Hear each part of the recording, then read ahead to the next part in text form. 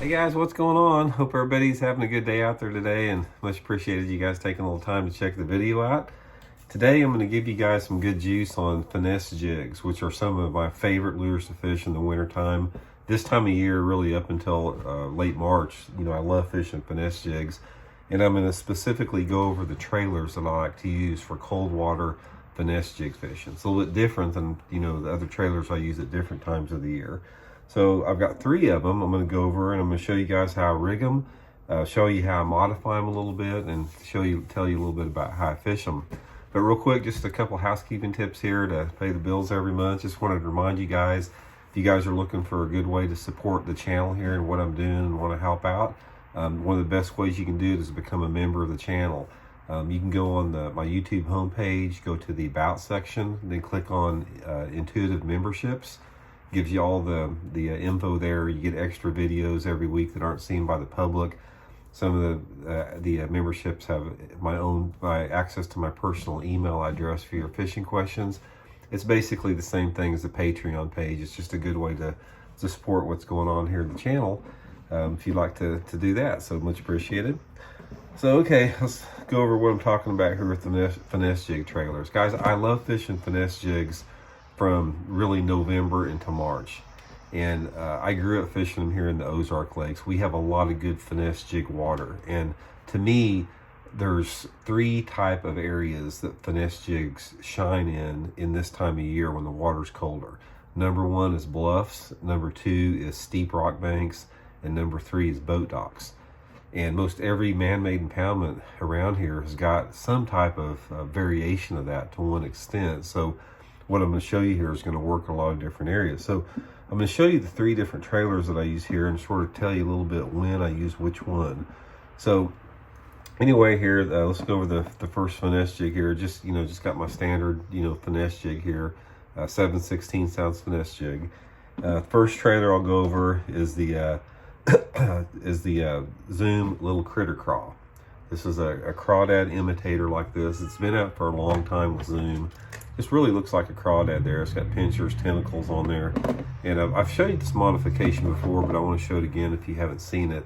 When I rig this thing up, I don't put it on full size like this. You can see there's segments to it here, and normally I'll go down 3 segments and take like 3 segments off. It gives it a little bit smaller profile. Then I like to take these side legs off because these side legs cause a lot of drag. It slows the bait down on the fall a little bit. So I'll cut those off there.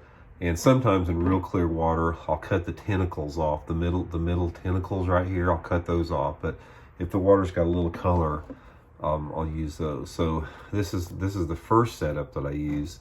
Now this setup, the Little Critter Craw, guys, is the one that I really, really like if I'm fishing some type of a bluffy bank, like just a bluff bank, steep channel bank, but like that. It's a real nice little looking tidbit there. It really looks like a crawdad. Colors are totally dependent on water clarity. I'll use anything from dark like black and blues to watermelons, green pumpkins. I try to match the water clarity, to the jig color, which is another video. But guys, this right here is what I like to do is I'll get back into like some of the major creek arms or the upper river part of a lake, and I find the channel swing bluffs, and those bluffs can be vertical walls, they can be steep boulders, steep rocks, but basically anywhere where a channel hits the bank on a turn. And basically fishing this jig anywhere between say 3 to 15 foot deep, just making pitches straight into the bank, working it out 3 to 15 feet deep. Pretty simple approach there. So the next one I'm using, I'm going to show you my dock setup, the ones I like for dock. And for a dock in the cold water, I like this Zoom twin tail right here. And the reason I like the twin tail in there, the twin tail will slow the bait down a little bit. From like a straight craw or a chunk type trailer, you've got a little bit of drag to it, but you don't have as much drag as like a speed craw or a rage tail, something like that, and it gives it a lot of action. Now on the zoomed twin tail, I don't do any modification. It's about the right length, and I'll just come in and just rig it, pretty straightforward.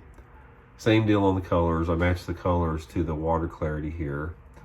But guys, around the docks, I find that in the wintertime, this twin tail will really get a lot more strikes than a trailer that doesn't have any action on it. So depending upon the dock, if I'm fishing docks like here in the Ozarks, we have a lot of brush around the docks, and we have floating docks. We don't have the piling type docks like you guys that fish Lake Norman or someplace like that that's got the pier piling docks. We have all of our docks are floating docks.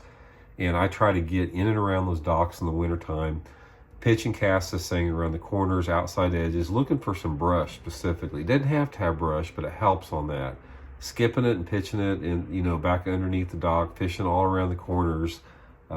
Just a really good dock bait. So the Zoom twin tail on the same jigs my dock setup. Now the next setup I'll talk about is the situation if I'm fishing steep banks. They don't have to be bluffs, but I prefer them to be some type of a steep channel bank, and it doesn't have to be on a turn. It can be just some place where the creek channel or main lake comes in close to the bank where you got a sharp drop off, and it could be big rock, it could be basketball sized rock, it can be you know, just hand-sized rock, whatever, but it's got to have a fairly sharp drop. And especially this trailer, I like it if you have any type of isolated wood cover, like lay down trees on those steep banks. And that's the Zoom Super Chunk Junior. The difference between the Super Chunk Junior and the twin tail, obviously, is, you know, this is a twin tail, so you don't have the action on it, and then you've got a completely different profile from the crawdad imitator. I like the Super Chunk Junior when I want a little bit more bulk to it. And a lot of times if I'm fishing around those steeper banks where there's wood on it, I want a bait that has a little bit more bulk to it. So, you know, I'll just rig the Super Chunk Junior, you know, straightforward like that, just sort of the old school setup like that. And that's sort of the profile that you got on that. And this is actually, I prefer the chunk type trailers, guys. I use all three of them. I use the crawdad imitator and the twin tail, but I like the chunky type stuff like the super chunks if I can get away with it. I just feel that this style of chunk right here will get you a little bit more quality bite. But anyway, this is the setup I use on the steep banks in the wintertime, so specifically if there's some lay down wood around it. Again, targeting that, you know, 3 to 15, sometimes even 20 foot of water if you have real clear water on that. But anyway, guys, that's the 3 winter setups I got there. The 3 trailers there, just real quick. You know, the Zoom twin tail, the little critter craw with the crawfish on it, Super Chunk Junior. Almost anywhere I go in the country, I can get bit on this in a lot of different water clarities. I mean, I can catch them in, you know, 2 foot of visibility or 20 foot of visibility. It doesn't really matter. But without going into a lot of different aspects that make this video super long, there's a lot of other details that go into finesse jig fishing just besides your trailers. There's different ways you can modify these trailers as far as dyeing them with different type of dyes to match, you know, whatever the water clarities you have. You can match the colors to different water clarities. You can match the skirt colors to different water clarities. If you guys have seen some of my stuff in the past, I don't really agree with matching the hatch. I've never done any good trying to match the crawdad colors with my jigs. I try to match the color of my jig skirt and my trailers to the water clarity, which we'll go into in another video at some point. But anyway, that's a real quick tip here for wintertime finesse jig fishing. Give it a try. It's one of the top lures that you can use this time of year. Catches numbers and it catches good ones too. So anyway, guys, thanks for tuning into the video. Please hit that subscribe button if you haven't. Much appreciated, and then we'll see y'all later.